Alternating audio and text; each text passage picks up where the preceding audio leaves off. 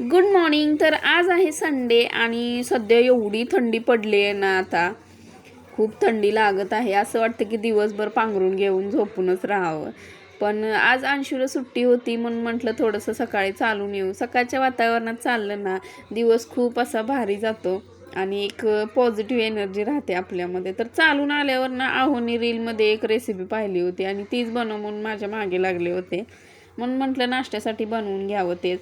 तर सगळ्यात आधी मी ब्रेड भाजून घेतले होते अंड्यामध्ये आणि त्यानंतर ना काय रेसिपी ते सांगते मी तुम्हाला. पालक ना बेसनच्या पिठामध्ये फ्राय करून घेतले होते आणि त्याचं काहीतरी ना पालक चाट मसाला असं बनवणार होते ते.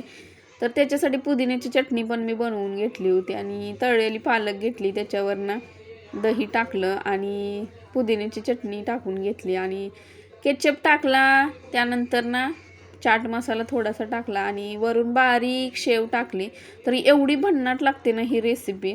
तुम्हाला जर चटपटीत काय खायचं असेल ना, तर 5 ते 10 मिनटात होणारी रेसिपी आहे ही. तुम्ही नक्की ट्राय करा आणि मला कमेंट करून सांगा की कशी लागते ते. तर चला भेटू नेक्स्ट व्हिडिओमध्ये. बाय.